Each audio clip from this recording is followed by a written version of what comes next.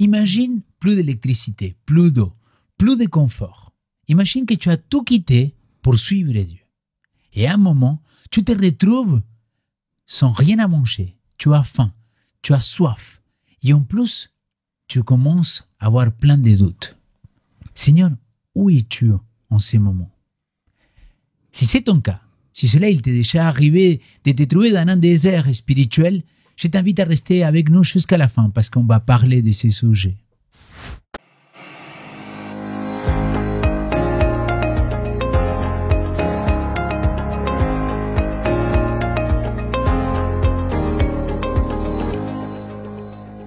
Bienvenue à chacun de vous, je suis très content de vous retrouver pour une nouvelle émission de 3DS. Et aujourd'hui, je vous promets que ça va être intéressant. Pourquoi? Parce qu'on va parler de toutes ces fois-là qu'on a passé par des moments difficiles et que, en tant qu'être humain, on a pu s'en douter. Seigneur, où tu es en ces moments-là dans ma vie? Nous sommes encore dans la leçon de l'Exode. Et aujourd'hui, nous sommes à la leçon numéro 7, le pain et l'eau de vie. Et pour parler, partager, discuter, échanger sur ces sujets, je suis avec Esther et Eurico.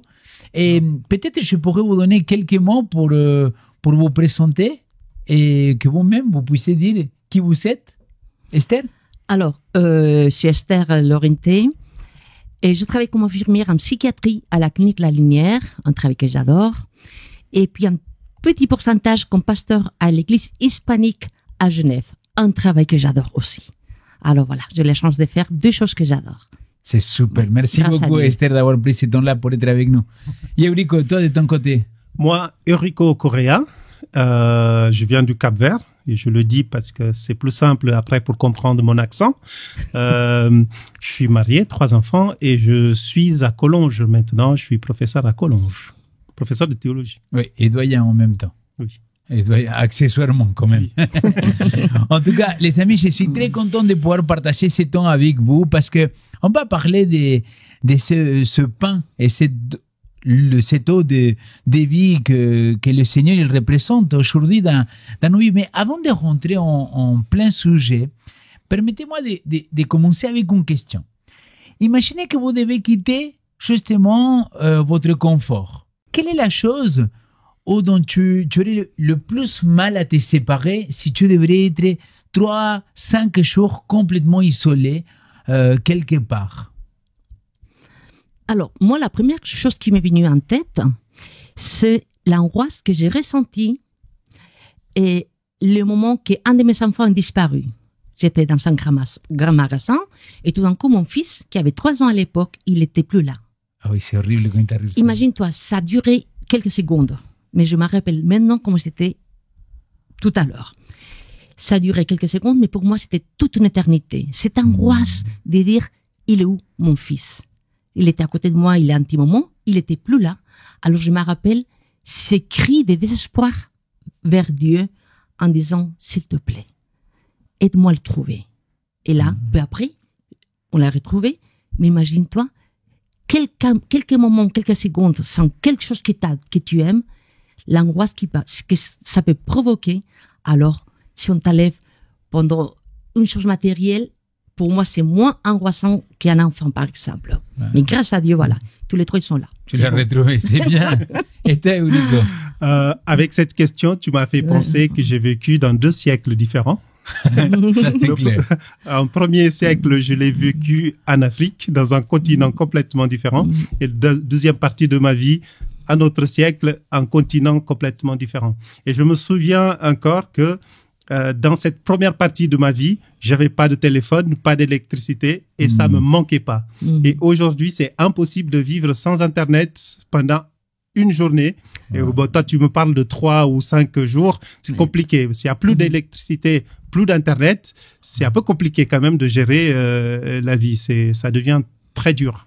Alors, moi, j'ai pensé un peu des choses plus terre à terre. Pardon-moi, Esther, parce que j'étais beaucoup plus... Quand même, hein.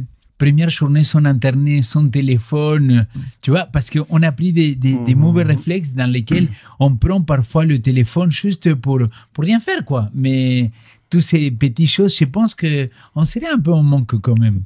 En tout cas, cette semaine, on va parler des sujets qu'ils vont nous inviter à réfléchir quand on sort de notre zone de confort, comment on peut le vivre et comment on peut faire face.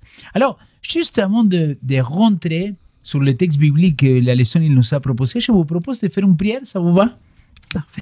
On vous invite à prier, à vous aussi, de votre côté, derrière l'écran.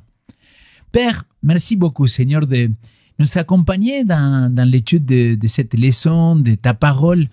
Et je voudrais vraiment te demander que le Saint-Esprit il puisse être avec toutes les personnes qui nous regardent, qui nous écoutent, avec ces personnes qui viennent des quatre coins de la terre, mais aussi qu'il puisse être avec nous, avec la technique, pour ce temps de partage. C'est ma prière au nom de Jésus. Amen. Amen. Cette semaine, la leçon nous rappelle que Dieu ne nous a jamais promis le confort, mais il a toujours promis sa présence et sa fidélité. Alors, si je pourrais commencer plutôt avec une première question, il faudrait que je l'introduise d'abord avec le texte biblique qui se trouve en Exode chapitre 15, versets 22 à 27. Je ne sais pas si on va tout le lire, mais permettez-moi de lire le premier verset. Ce texte-là, dans le livre d'Exode, il nous dit « Moïse fit partie Israël de la mer des Jonques. Ils prirent la direction du désert de Chour. Ils firent 3 journées de marche dans le désert et ils trouvaient pas d'eau. Ils arrivaient à Mara, mais ils ne pouvaient pas boire l'eau de Mara parce qu'elle était amère. C'est pourquoi on l'appelait du nom de Mara, amère. Le peuple s'est mis à maugréer contre Moïse en disant « Qu'allons-nous boire ?» Il cria vers le Seigneur. Le Seigneur lui indiqua un certain bois qu'il jeta dans l'eau. L'eau devient douce. C'est là qu'il donna au peuple la prescription et ses règles. C'est là aussi qu'il l'a mis à l'épreuve. Il dit « Si vraiment tu écoutes le Seigneur ton Dieu, si tu fais ce qui lui convient, si tu prêtes l'oreille à ses commandements et si tu observes toutes ses prescriptions, je ne t'infligerai aucune des maladies que j'ai infligées à l'Égypte. C'est moi le Seigneur, Yahvé, qui t'ai guéri. » Cet épisode-là, c'est un épisode que je pense qu'on l'a déjà étudié, qu'il y a plein de gens qui nous écoutent, mais vous-même, l'eau de Mara, c'est quelque chose de très connu dans l'Ancien Testament. Mais là où je veux en revenir, c'est le peuple d'Égypte. C'est ce peuple-là il vient de voir la mer Rouge s'ouvrir en deux, quoi. C'est-à-dire, il a vu les plaies, il a vu comment Dieu les a épargnés, il a vu comment la mer Rouge s'ouvre en deux. Là, il commence la marche. Mais par contre, le peuple, il va se retrouver à parler mal de Dieu, à maugréer. C'est un mot compliqué pour les non francophones. Plein de choses contre Dieu, contre le Seigneur, contre ses prophètes. Et pour moi, la première question que je voudrais vous poser, c'est qu'est-ce qu'il révèle ça de notre tendance à oublier tellement rapidement les délivrances du passé? Et comment réagissons-nous aussi dans notre vie en faisant la comparaison avec ces peuples-là? Je pense que ce passage, comme tu le dis, est un passage assez connu de l'Ancien Testament. Et quand on le regarde comme ça, on dit, ce peuple-là, qu'est-ce que se passe avec ce peuple, hein? Pourquoi il commence à maugréer Dieu de cette manière-là? Mais quand on tourne la page, tu vois, là, on commence cette histoire à partir du verset 22. Oui. Mais quand on commence le début du chapitre, on trouve ce même peuple avec Moïse en train de chanter et de louer Dieu. Oui, c'est impressionnant. Si on recule un petit peu plus, on va voir que, dans le chapitre précédent, c'est Dieu qui va ouvrir la mer. Et j'ai trouvé intéressant parce que dans la version que tu as lue et dans la NBS, c'est dit mer de joncs au lieu de mer rouge. Parce que traditionnellement, on connaît ça par mer rouge, mais Yamsouf veut bien dire mer de joncs, qu'on essaye de localiser où ça se trouve. C'est pas important l'endroit, mais c'est l'expérience même. Qu'est-ce que Dieu a fait pour ce peuple-là, qu'il leur a fait dans un premier temps être reconnaissant, de dire le Seigneur il est formidable quand même. Hein. Ça me rappelle toutes les fois où j'ai pensé la même chose. Dieu est formidable. Hein, quand on prie et la réponse vient tout de suite, quand on se soucie de quelque chose et sans avoir prié d'une manière formelle, Dieu fait quelque chose, c'est comme s'il était en train d'ouvrir la mer de Jon pour que nous puissions passer, pour que nous puissions traverser les barrières. Et tout à coup, verset 22, ça raconte l'expérience. Donc, j'ai pas à boire et je suis fâché. Ouais. Je suis frustré. Et là, je peux plus louer Dieu. Il faut que je réclame, il faut que je murmure, il faut que je maugre parce que, voilà, ça va pas du tout. Et ça m'a fait penser à un mot, à un verbe, plus précisément, qui apparaît plusieurs fois dans l'Ancien Testament, mais c'est un verbe qu'on devrait aussi répéter plusieurs fois. Souviens-toi, Zarar, souviens-toi. Ouais, si tu ne te souviens pas de ce que Dieu a fait, c'est difficile d'avoir une posture de louange quand les situations sont compliquées. Je pense que le problème du peuple d'Israël, et c'est aussi notre problème, c'est un problème qui est lié à la mémoire.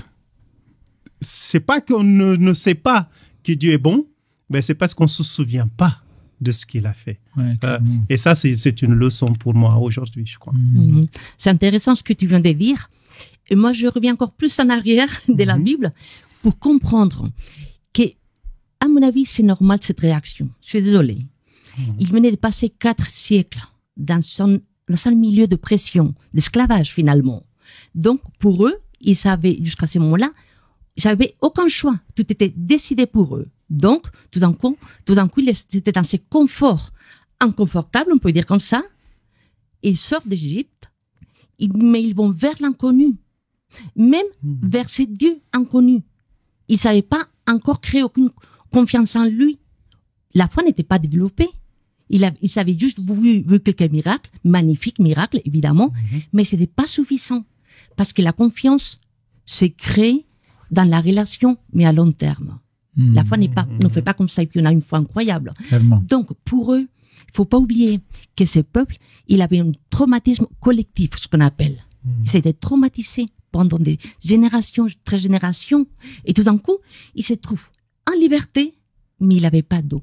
Donc, ce trauma collectif, cette mémoire, comme tu dis, les rappelle qu'ils vont mourir. Ils disent, on n'a pas d'eau, 3 jours dans le désert.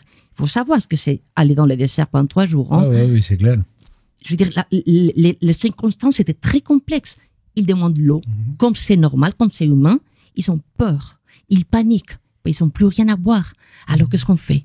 Voilà, on doute de nouveau de ces dieux qui a agi, mais à ce moment-là, il a l'air de ne pas agir. Donc, c'est normal que d'un côté, ils arrivent à murmurer, à se plaindre. Moi, complètement, je partage la réflexion de tous les deux. Hein. Et j'ai pensé souvent à cette histoire-là des Gédéons. Hein. Seigneur, tu m'appelles, mais alors si c'est ça, fais ceci. Dieu le fait et il dit mais c'est pas moi que je me suis trompé. Fais-le à nouveau, s'il te plaît, mais maintenant, le contraire. Et est-ce que parfois, tu vois, et je le vois dans ma vie de couple, je ne sais pas, quand tu as prié pour savoir si ta femme, il était la belle et la bonne, si tu as prié pour que ton homme, et tu dis, Seigneur, est-ce que c'est vraiment le bien, donne-moi ces signes-là, donne-moi ces signes là-bas. Et finalement, c'est comme si Dieu, il te donne tous les signes que tu as besoin, et après, quand les conflits arrivent, tu te dis, je n'aurais jamais dû les pousser.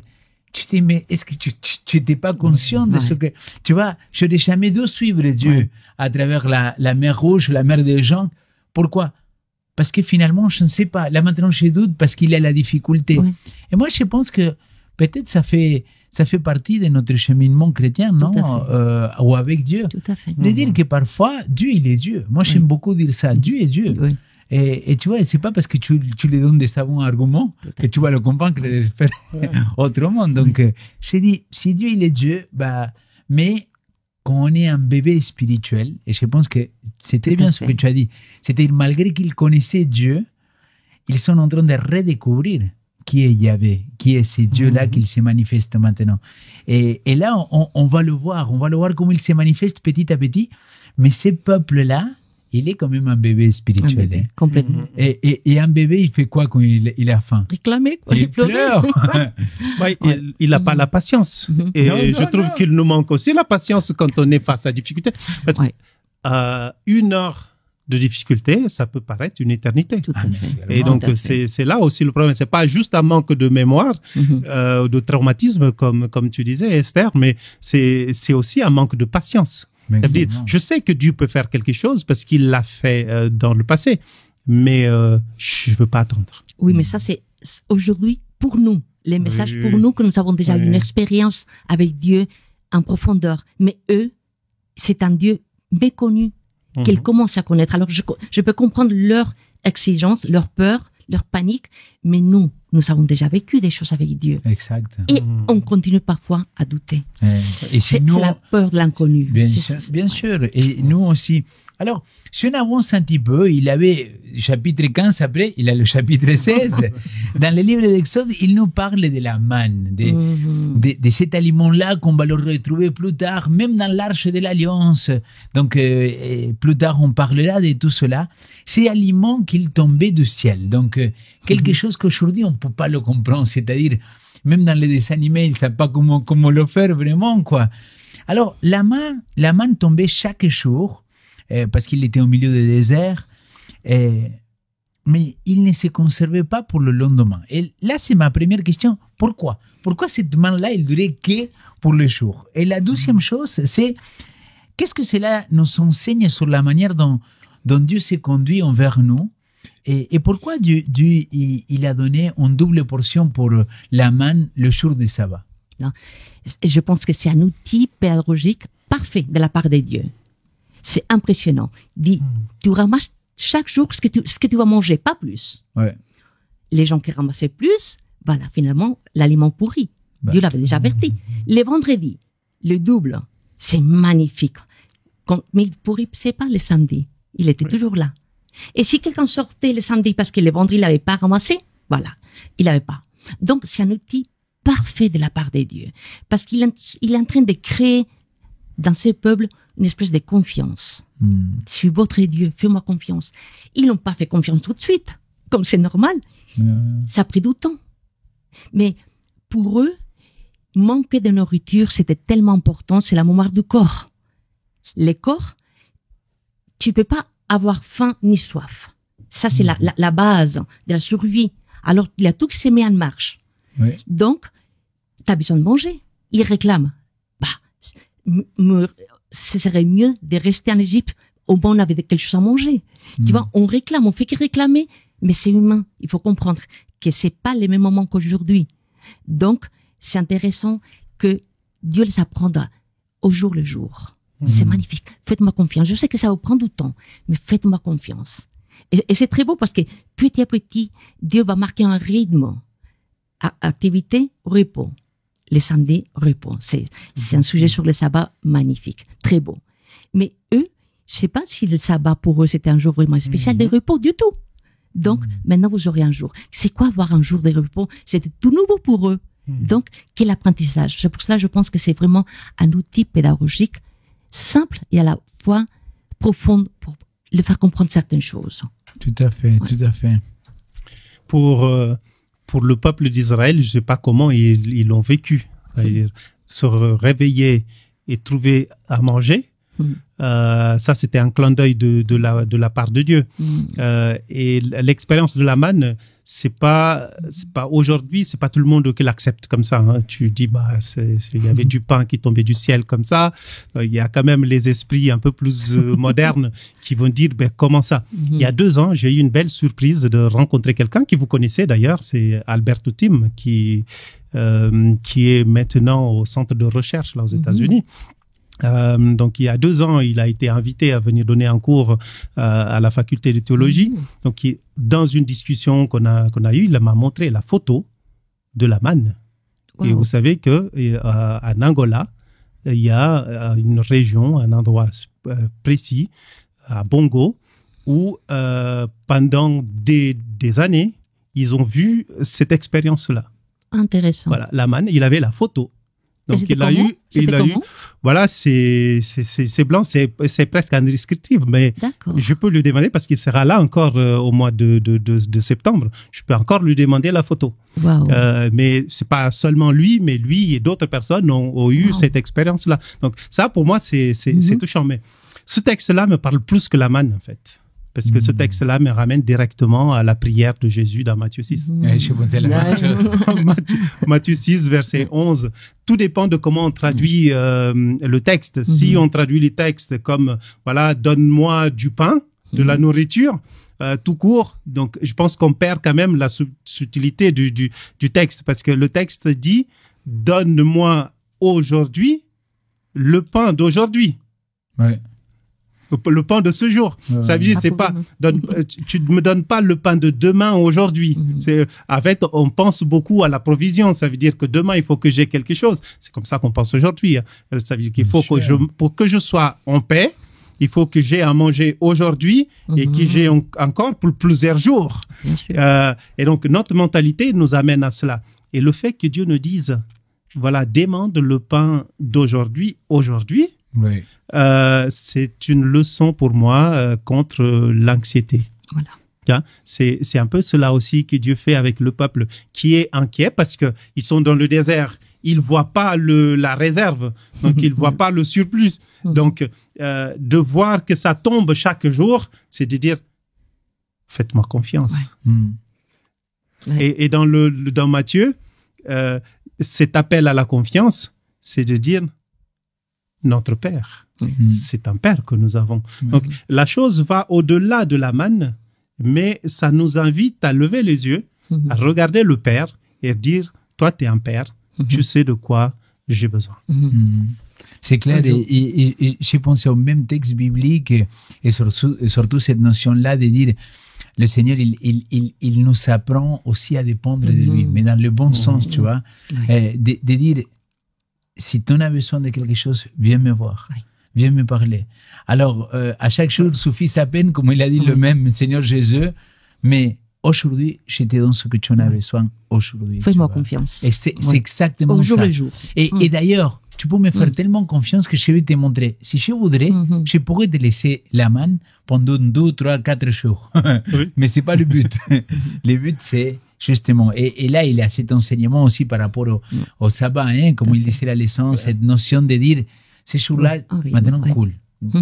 Tu n'as même pas besoin d'aller la recueillir. Et ça, c'est beau aussi, comme Dieu, il prend soin de son peuple, comme tu disais, un outil pédagogique.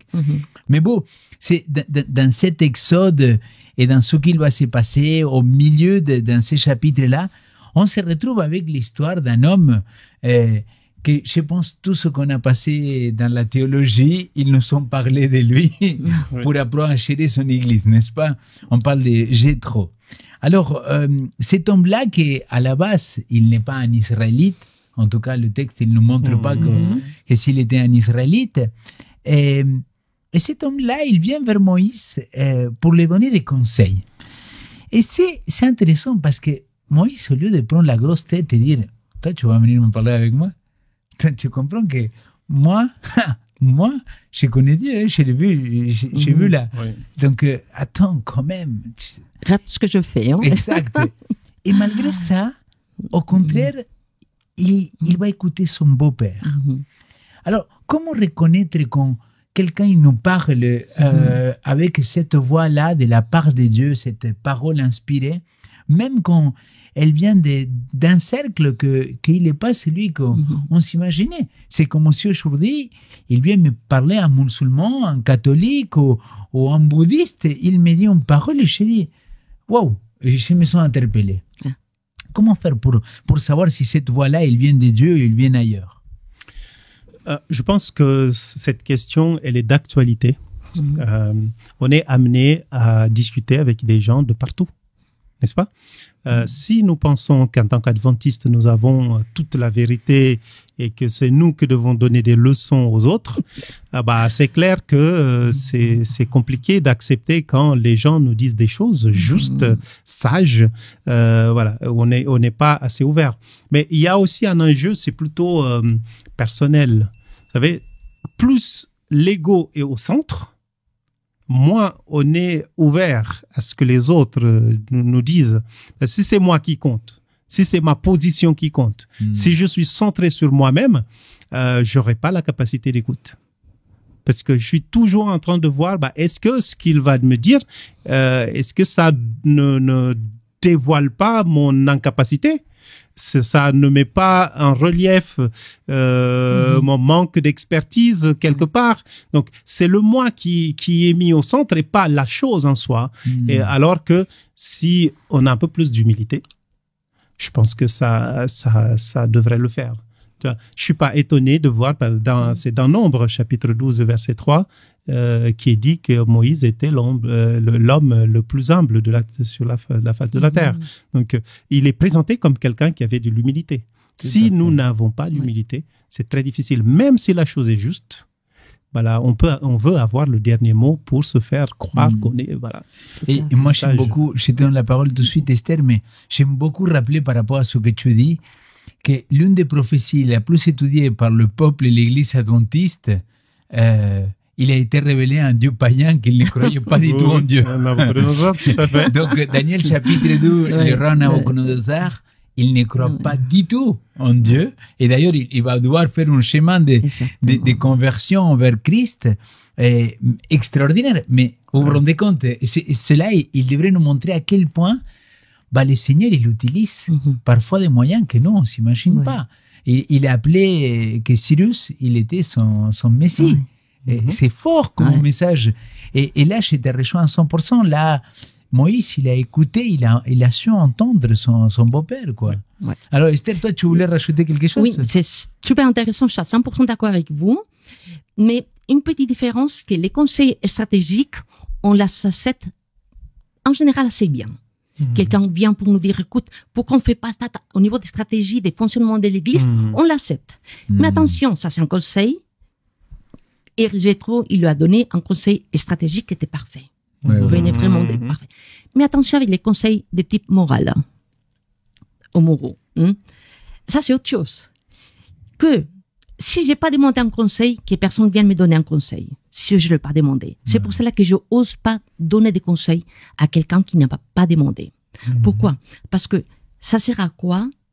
Quand je demande un conseil, je suis ouverte, mon cœur est ouvert à quelqu'un que j'ai suffisamment de confiance pour demander de l'aide. D'abord à Dieu, évidemment, mais Dieu utilise parfois des personnes qui peuvent nous conseiller, donner des bons conseils. Mais si c'est quelqu'un me dit, Esther, il faut que tu sois plus humble, par exemple, si j'ai beaucoup de confiance à la personne, peut-être que mon cœur va s'ouvrir. Mais sinon, je vais dire, mais attends, qu'est-ce que cette personne est en train de me dire là? Je suis pas, tu vois, peut-être qu'on va mal le prendre parce que on n'aime pas qu'on touche cette partie morale de notre vie, même si ça peut venir des dieux, tu vois. Et c'est pour ça que je vous rejoins dans le sens de cette humilité de l'être humain pour accepter parfois des choses. Parce que si ça vient des dieux, ça va toucher quelque chose à l'intérieur. Et les résultats, à mon avis, je pense qu'il va être fécond, va donner des fruits. Mais pour cela, mon cœur doit être suffisamment ouvert à penser que Dieu peut inspirer tout le monde pour faire les cheminements ensemble. Je suis pas en tête de rien. L'acheminement, nous le faisons ensemble. Chacun à son rythme, mais ensemble. Voilà, on n'a pas besoin de donner des conseils en disant, surtout des conseils qui peuvent rabaisser la personne. Jamais, tu vois. Comme nous mettons dans notre heure, du tout. On n'est pas dans ce discours. Non, mais sinon, on n'a pas compris, tu vois. Si Jésus-Christ lui-même, il n'a pas fait qui suis-je, moi, pour faire cela. Exactement. Je t'ai raconté d'ailleurs, on avait un week-end avec tous les pasteurs et je t'ai partagé l'histoire d'un homme que j'ai rencontré. C'était quelqu'un qui était sans domicile fixe, donc c'était un SDF. Et c'était un gars il est arrivé dans mon église et tout de suite, on a commencé à discuter. Cet homme-là, il connaissait vraiment la Bible, tu vois. Mais voilà, c'était quelqu'un que, tu vois, dans ton préjugé, tu peux dire, mais qu'est-ce qu'il va m'apprendre moi de la vie, quoi. Il est aujourd'hui là. Mais quand j'ai commencé à l'écouter, cet homme-là, il avait une connaissance de la parole, mais pas une connaissance théologique. Tu vois, parce que tu sais très bien quand quelqu'un connaît la Bible, mais d'un point de vue théologique, conceptuel. Cet homme-là, il connaissait la parole, mais d'une autre manière. Je me rappelle qu'à un moment, on était en train de discuter, je l'ai beaucoup côtoyé.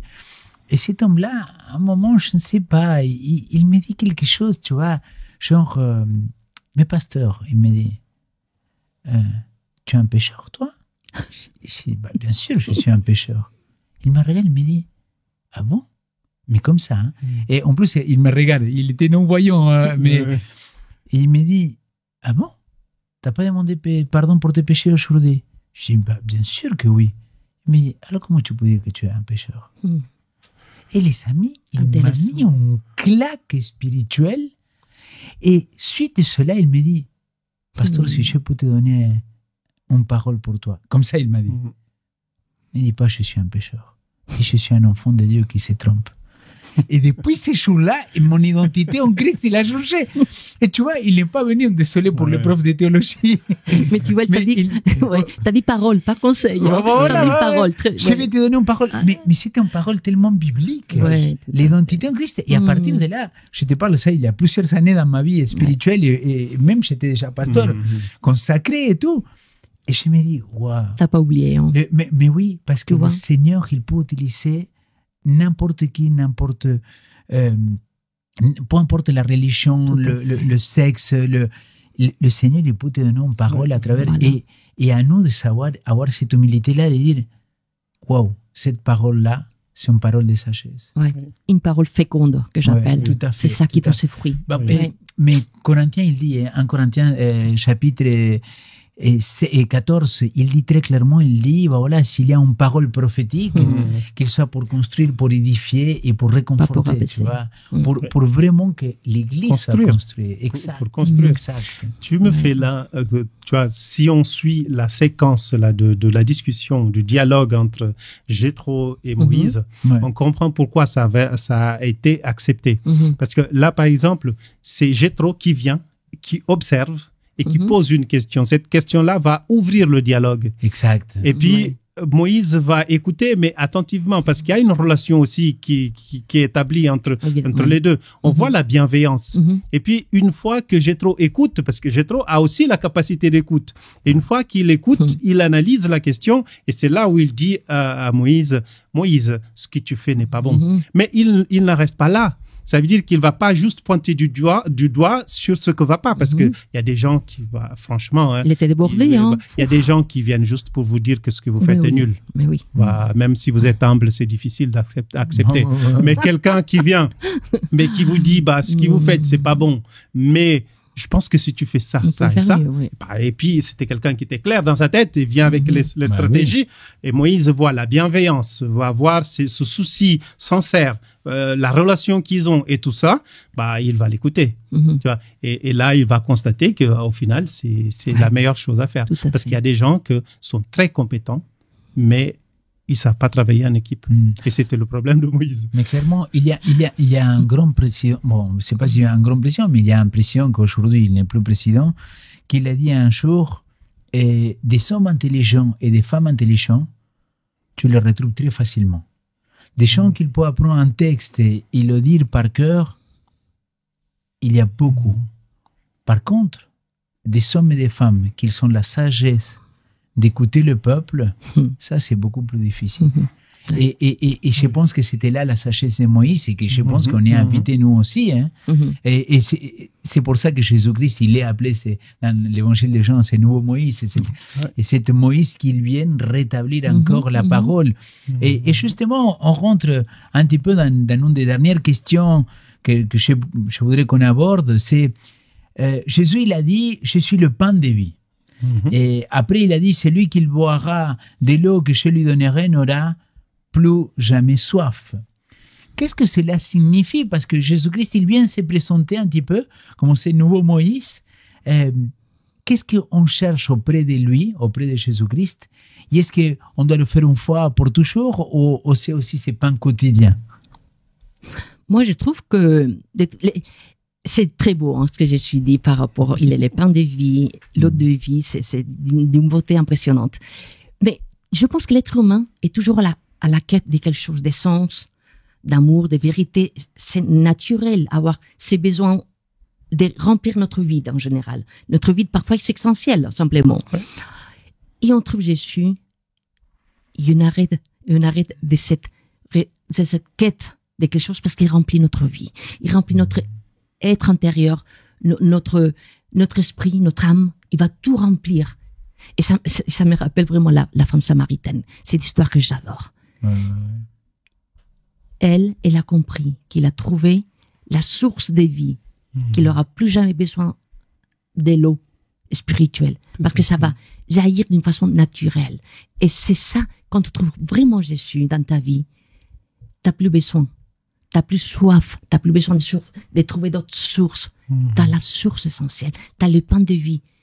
Ta vie est remplie, pas d'une vérité ou d'essence, t'es remplie de Jésus, que c'est tout dans notre vie. Amen.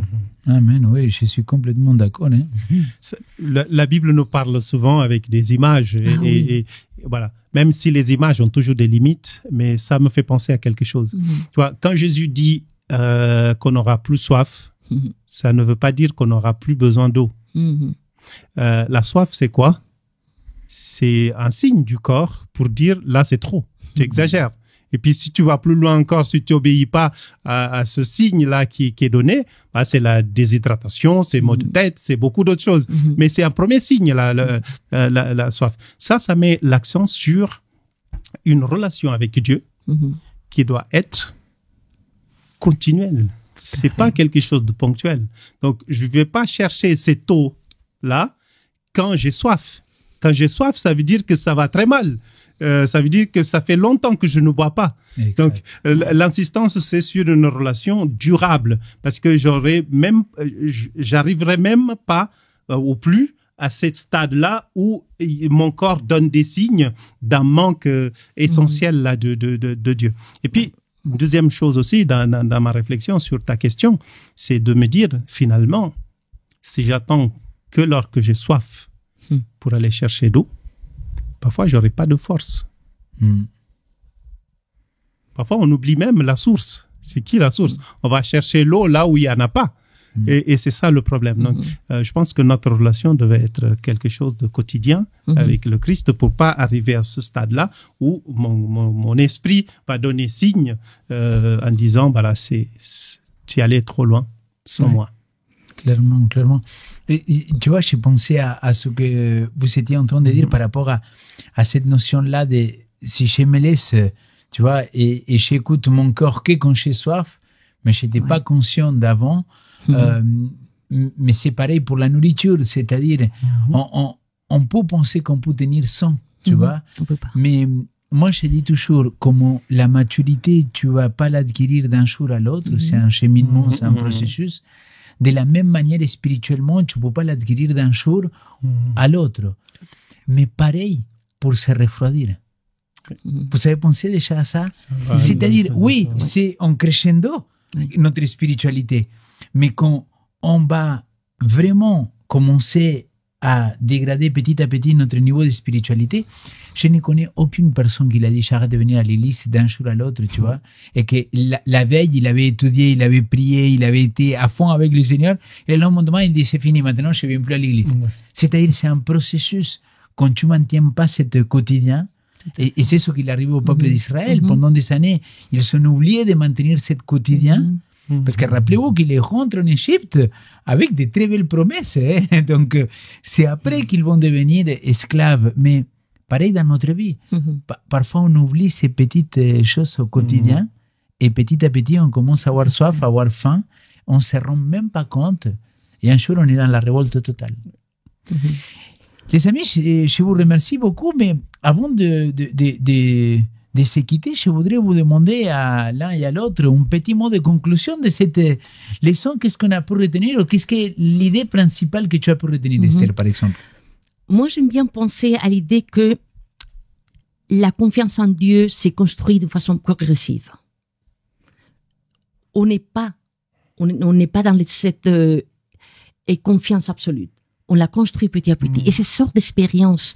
Quand tu fais l'expérience de la grâce, par exemple, tu avances parce que d'une façon la maturité, je sais pas si un jour on arrive à dire je suis 100% mature. Non, c'est pas ça.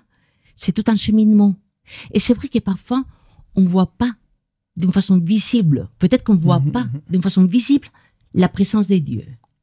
Mais en tout cas, la confiance, savoir qu'il est là, qu'il t'accompagne, même si parfois tu le vois pas, parce que le malheur, la tristesse peut t'empêcher de le voir. Mais avoir la confiance qu'il est présent, qu'il est toujours là avec toi, même si parfois on est incapable de le voir. Et j'adore. Waouh, les ressentir. D'une façon rationnelle, tu sais, parce que c'est une promesse, et d'une façon interne, et dire, je sais, je te sens pas maintenant, parce que avec un malheur énorme, je sais que tu es là. Amen, amen. Et ce que tu viens de dire, en fait, j'avais pensé à la même chose. Je pense que le problème du peuple d'Israël était un problème de foi. Et la foi, là, je ne la définis pas comme une croyance, mais plutôt une relation de confiance. Et c'est, on ne fait pas confiance à l'inconnu. Je ne sais pas à vous, mais moi, je ne fais pas confiance à l'inconnu. Ça fait trop peur. Hein? Je peux ne pas avoir de méfiance, mais cela ne veut pas dire que j'ai confiance à la personne. Il faut qu'on prenne du temps de se connaître pour que je puisse faire confiance pleinement. Et je pense que cette leçon nous invite à avoir cette relation de confiance avec le Seigneur chaque jour, pour que dans des moments difficiles, on puisse encore garder ce même niveau, ce même standard de comportement avec lui. Amen. Merci beaucoup les amis. Moi, mon mot de conclusion, il va surtout sur cette notion-là que je suis de plus en plus convaincu que le centre de notre vie, il doit rester notre Seigneur Jésus-Christ. C'est lui qui est le pain et l'eau de vie. C'est envers lui qu'on doit se tourner et c'est à lui qu'on doit lui croire. Je serai avec vous jusqu'à la fin du monde. Et je crois sincèrement dans tout mon cœur que Jésus revient bientôt et que bientôt on pourra le voir et vivre cette éternité avec lui. Amen. Eurico, Esther, merci beaucoup d'avoir été parmi nous. Merci beaucoup Fred d'être à la technique avec nous.